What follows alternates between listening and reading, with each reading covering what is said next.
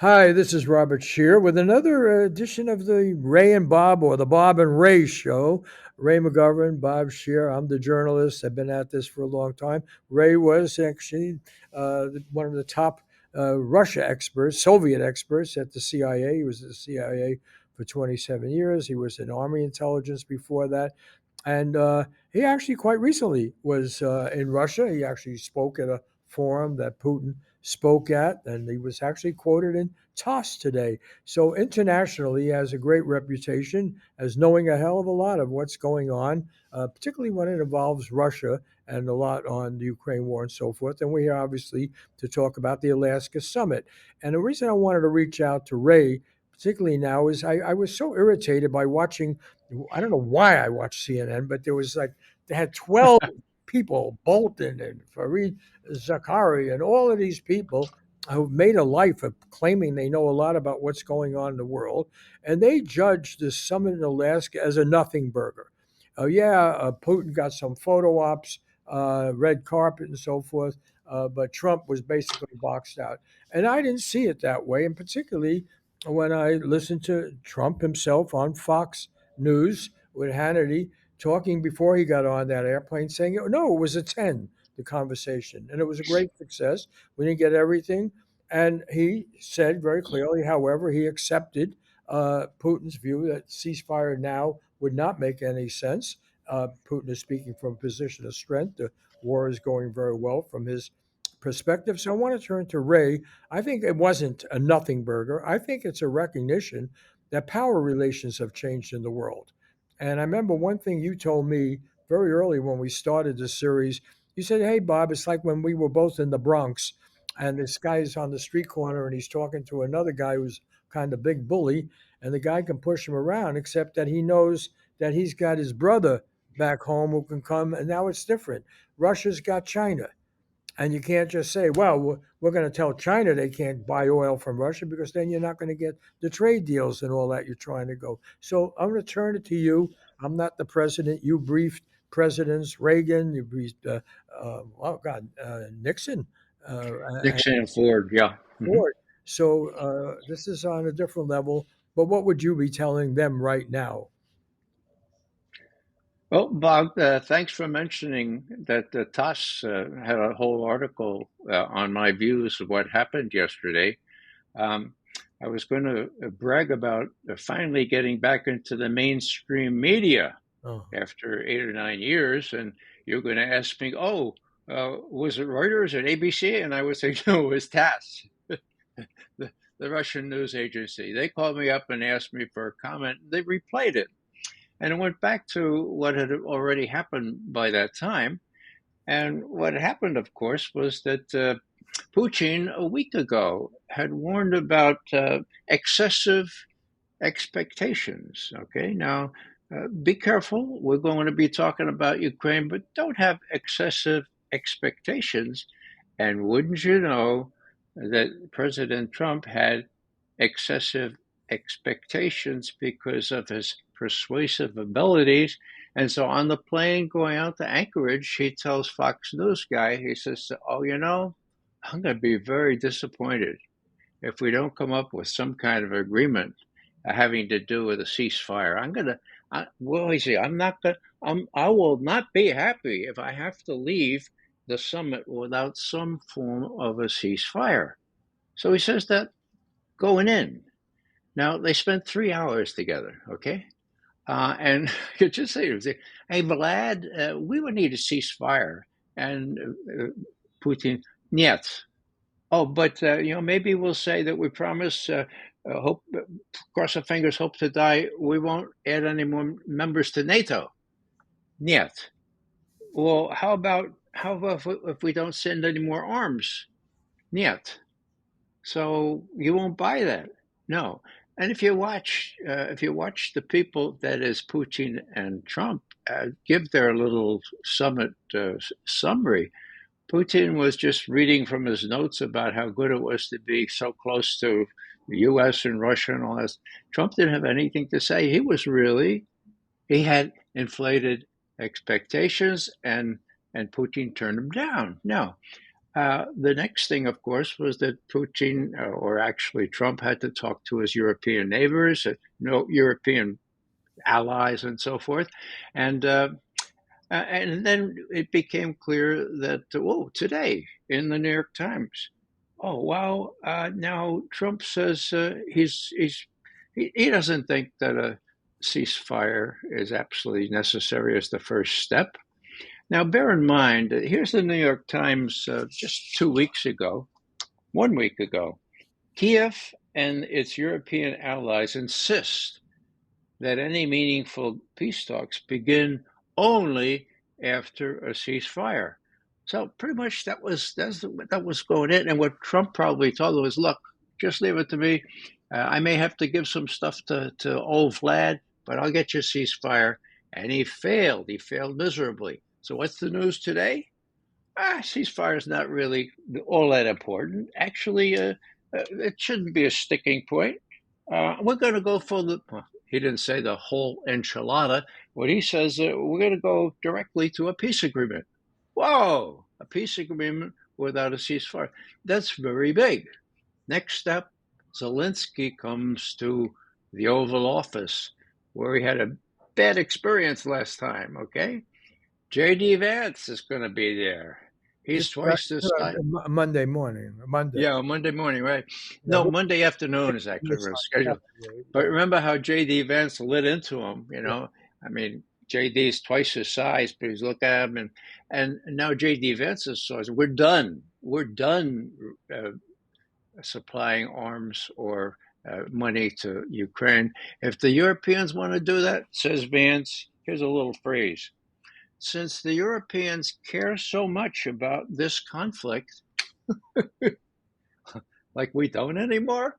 Well, no, we don't as much as Biden and those clowns did. So he's got Vance to face on Monday afternoon together with Trump, and it's not going to, I don't know if they'll have live cameras there, but what Trump's going to tell him is, look, now we're not going to give you any more arms.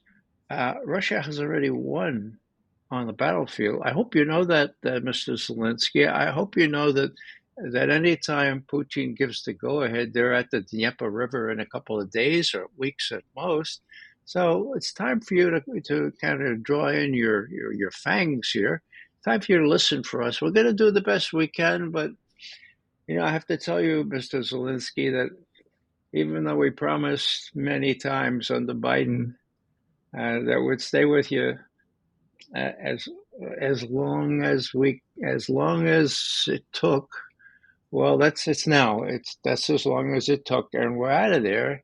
And you shouldn't. You bear some responsibility for cooperating with these guys, because as President Obama, for God's sake, said way back 10 years ago, 2015, it would be foolish to give the Ukrainians the idea that they could ever prevail against a Russia so much larger, so much effective, so much better armed right on their border. And so we're sorry about that, but it's not my fault. This is Biden's war. And this is a curious thing, Bob. Last week, Putin was talking and he said, "Это война Байдена." Okay, война и мир, war and peace. It is война Байдена. Biden, genitive case, it's Biden's war. So Trump does have a way to get off the hook for all the opprobrium he'll take from the CNN people.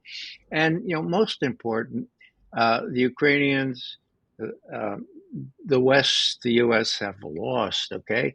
And what Trump is hoping to get is some kind of a negotiated settlement which will put enough lipstick on this pig of defeat to disguise the fact that this is abject surrender, that they lost, that they never should have started Biden's war in the beginning, and now Trump is going to stop the killing. He always says that. I want to stop the killing. He said that again today. So, but let me, frankly, let me push back a little bit. You're making it sound like a football game, or some struggle of that. We're talking about people's aspirations to freedom. Whether they're Ukrainian or whether they're the Russian-speaking part of the of Ukraine that is not happy with what has happened. Uh, we're talking about rival nationalisms and so forth, and there's a lot of pain, obviously, and Trump, I must say, brings it up all the time: the killing, the harm, the war, and so forth. What he brought in, though, however, and both Putin and Trump, what the CNN people did not want to discuss, and never do really, there's another moral side to this, and Trump makes that point when he brags, "Had I been president, this would never have happened in the first place." And he actually has made some statements on this regard why it wouldn't happen. That this was not a war that was needed. There was a Ukraine, there was understanding, and so forth. And we know, we don't have to bring up the whole ghost of Victoria Nuland and so forth, but we know there's this great drama to change the government of Ukraine, to provoke tension with Russia, bring up all of these issues again, and this is what caused the situation. Now, Trump says that. He's trying to claim the moral high ground here. He said, "This is not a war I would have inspired. It's not a war that has made sense to me." And the fact is, the Russians, for the reasons that Ray McGovern has just pointed out, have won militarily. But the fact is, this war shouldn't have happened. And now what we have to do is have an agreement, not just a ceasefire, an agreement that acknowledges this reality. It's happened before. It happened in the Vietnam War, the negotiations, and so forth with another Republican president.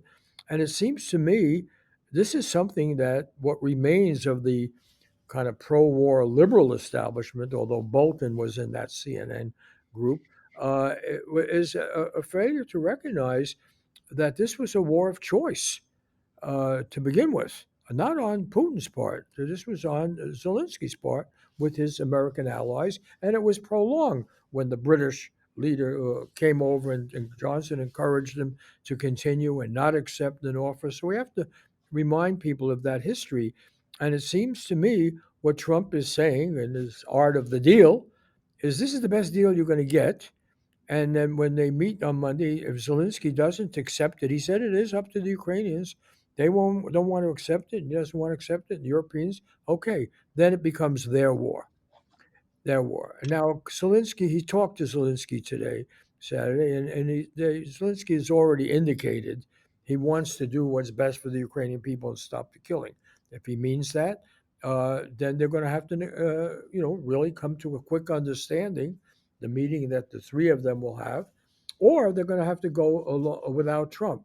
Now, Trump has reversed himself before and so forth, but that seems to be isn't a nothing burger. This is a shift in how you conduct foreign policy, and that a lot of the neocons can't accept. And it's not just Bolton. It's people in that CNN crowd. Almost all of them saw nothing positive happening. Well, if they can end this war, and there's a compromise that ends up being consit, and there's a Russian-speaking part of the Ukraine that has moved over. It didn't have to happen, but it moves over, and there is an agreement that can be policed. And Trump has said, and he says Putin agrees that there can be U.S. presence of some kind. Uh, Maybe this is a success for Trump, not just for Putin. Well, both are saying this is a step forward toward a resolution. Putin said that again today.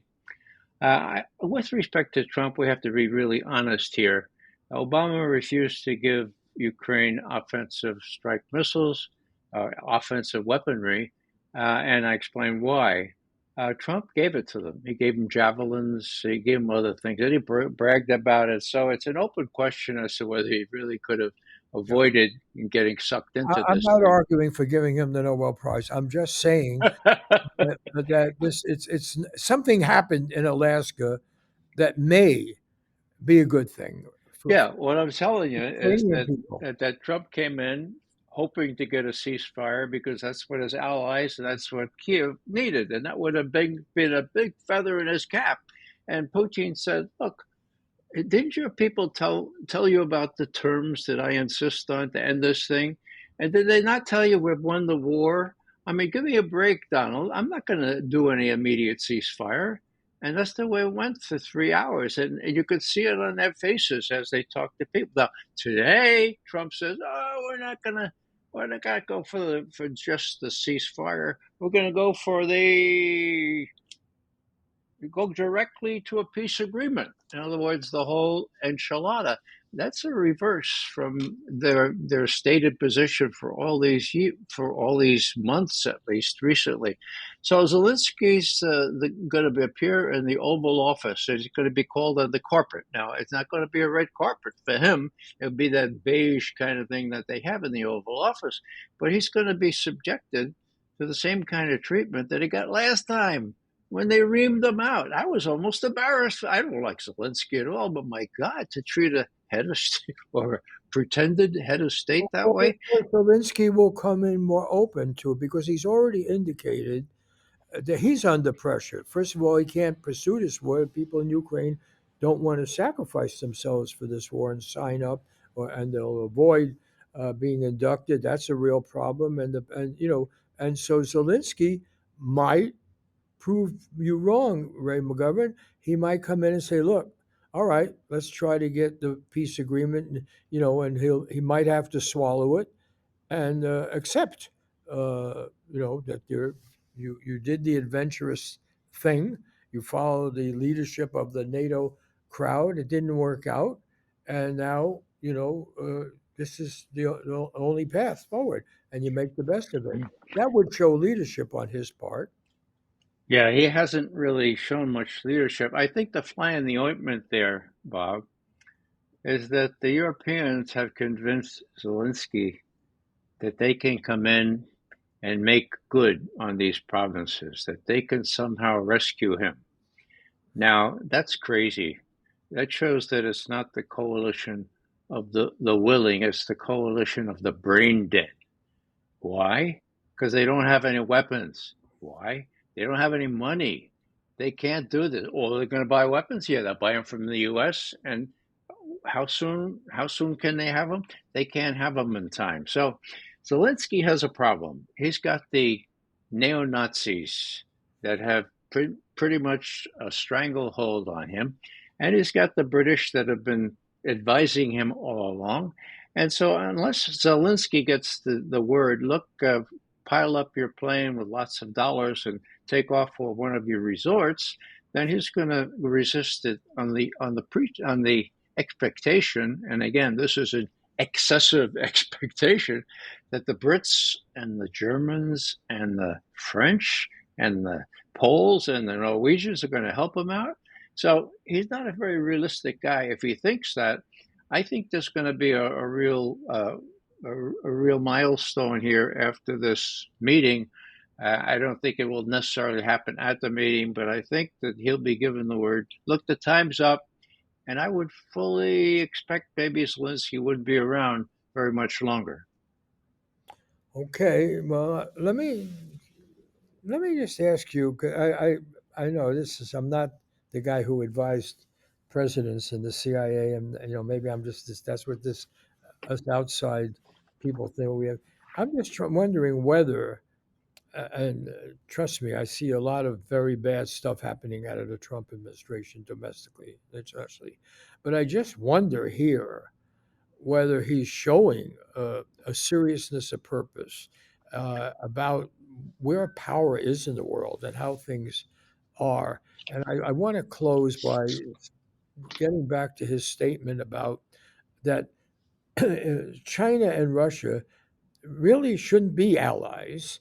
He's pointed out the disparities. Uh, Mhm. Russia has a lot of land and resources that China can use, and maybe they would have been tempted to get them without trade, which they're doing now.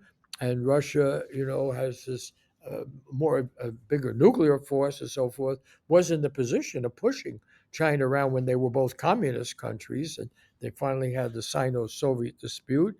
And the fact that the irony of the Cold War is that none of these communist countries were able to get along very well. So what happened when Vietnam, a communist country, still a communist country, by the way, getting along much better with Trump than a lot of non-communist countries? Maybe there's a Vietnam gate. Maybe he, did things in Vietnam. But nonetheless, uh, the loss in Vietnam, the most ignominious loss in American history, resulted not in Vietnam attacking the United States or lining up with China to attack the United States or Russia. On the contrary, Vietnam and China went to war. And they're only now both communist countries sort of coming together. Their railroads can cross the border, have the same width. They never even got that straight under communism. So a train, they'd have to take the cars off and put a new locomotive on to move it under communism. The same thing with Russia and China. Russia and China are getting along much better now that Russia's a non-communist, even an anti-communist country. They're getting along much better. Well, he was opposed the Communist Party in Russia, right, Putin, and I don't know why you squinted it. So he broke with communism. But the fact of the matter is that Russia and China are getting along much better now, even though they have different ideologies that are embraced. And Trump, I thought, made a very smart statement about that. He said the U.S. policy under Biden and his predecessors, Democratic predecessors, pushed China and Russia together. He said that's not good for the United States. He doesn't think it's good for the world. He said what they did is they created this alliance that never happened before, despite the ideology. And he said, what he's trying to do, he says, is that he's trying to work with these different countries, irrespective of their ideological systems, to do a deal that is good for America, make America great again. There's a certain whatever you spirit of isolation or whatever you want to call it, or realism, or maybe you could call it cynicism, but that could be good for the world if one thinks we don't need one hegemonic power. I'll let you end this by telling me why I'm all wrong once again, and why you don't see. I think it's a sea change, frankly, of what's going on. The old Cold War finally has ended. That's the way I see this. Well, Bob, I agree. I mean, sea change, I usually use tectonic shift. Um, the Russians, the old Soviets used to talk about the correlation of forces, okay? It's very basic. It's, international relations 101. You try to have a balance of power, and all of a sudden now you have Russia and China against the United States, to include now most of the rest of BRICS, and including India, for God's sake, how we have put their nose out of joint. Let me put this into a kind of perspective that might show this difference. The last face-to-face summit was in Geneva, June 16th, 2021. Biden was striding high like Olympus, right? He had sent his minions to do battle with the Chinese in, that was Anchorage, okay? The end of March, okay? And they told the Chinese, you have to abide by our rule-centered system, or whatever it is. You have to do what we say. And the Chinese says, huh? That was the Donnybrooks. That was March. So then this thing at Biden's initiative, because Ukraine was getting a little itsy. And he says, let's meet. And so they meet on the 16th of June. And what's the message? Well, all we know is what Biden said. The readout was not very clear at all. What Biden said right after the meeting was, I told Mr. Putin that, well, we understand what a threat they're under there in Russia from China.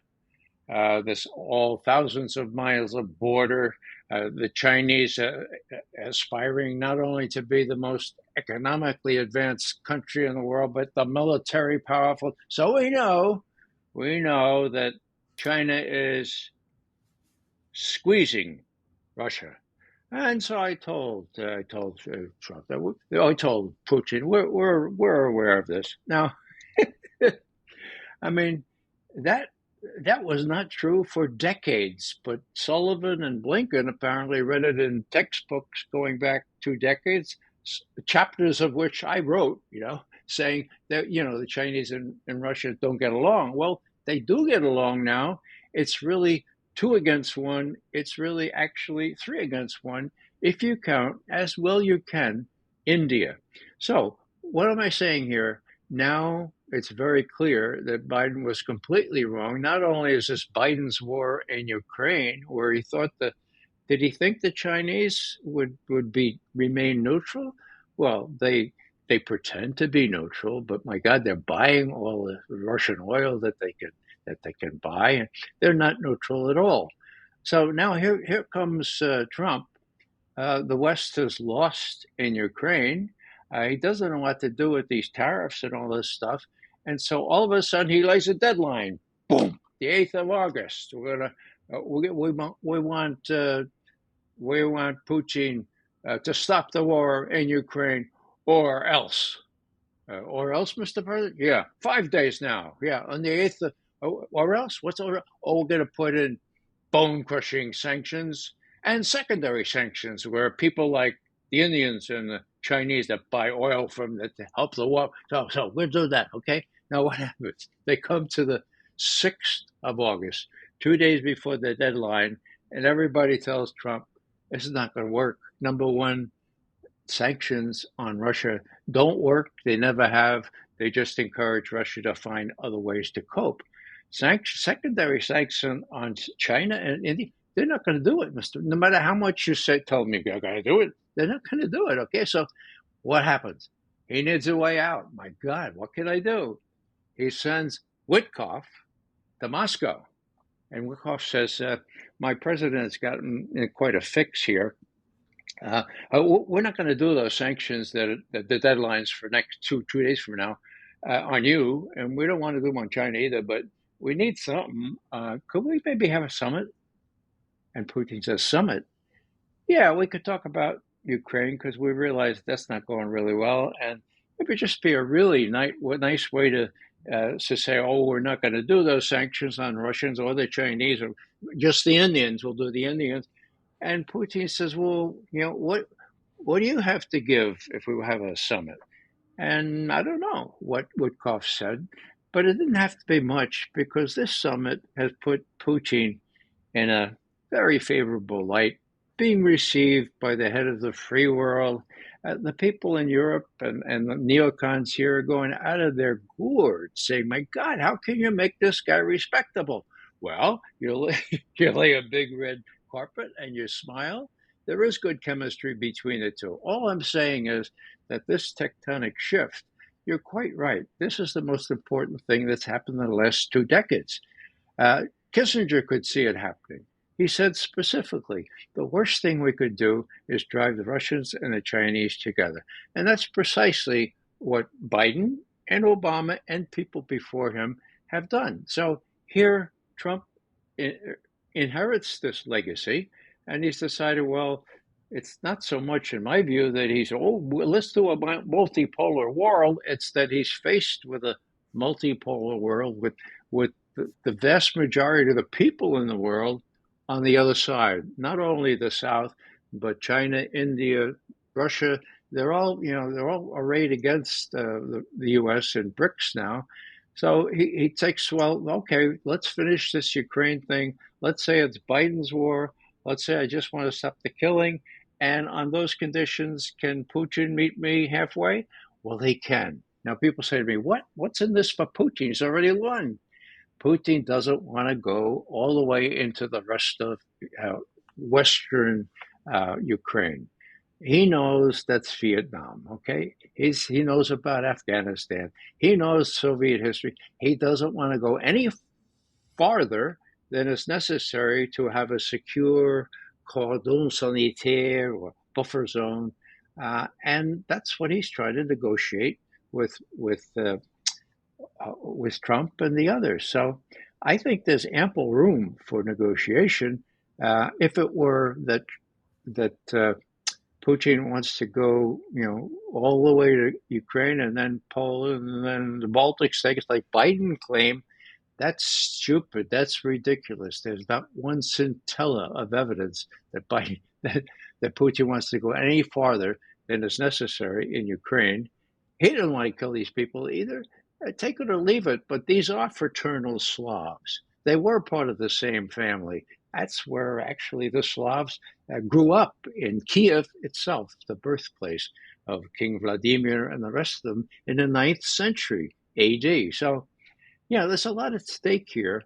And Putin has got a very heavy hand to play, but he doesn't want to rub our faces in it. And as I've said before, if there's enough lipstick that Trump and the West can furnish to put on this pig of defeat in Ukraine, I think Putin is very happy to have that and not go for unconditional surrender or anything like that, so as to prevent what happens when you divide a country and then or when you go farther than you need to, like MacArthur did in North Korea, and you could see the reaction, you see the results of that. So what I'm seeing here is a Trump that's coping with reality.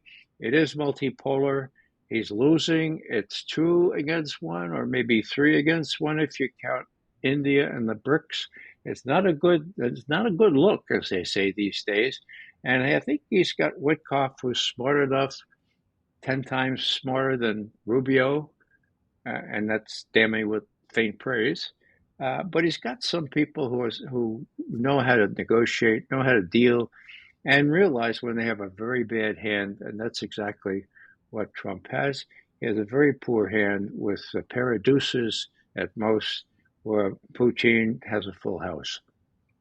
That's it. We pushed this a little bit longer. I want to thank you for taking this time late on what's it, 10 o'clock or something in Washington? Oh, well, no, you were. My mom said that I could stay up tonight Yeah, till yeah, about well, midnight. So, that's okay. good to Yeah. hear. No, really. And I like it when we disagree because I assume I'm learning. And you're taking me to school. I have to admit that no, I mean, I've never played this kind of a central role in any policy making thing. I'm the outsider looking in as a journalist, but I really welcome this. Your realism, and I hope that there's some realism in American foreign policy now. That's it for this edition of the Ray Mac Show. Bob Show, Bob Show, and we'll get back to it next week. I want to thank Joshua Scherer, our executive producer, Max Jones, who puts the video together, and you're going to send it out right to your vast audience out there. Diego Ramos, who writes the introduction, the JKW Foundation for giving us some support, and Integrity Media, which has been helping us get these shows together. See you the next time, Ray, and everyone else. Take care. Thanks, Bob. Yeah.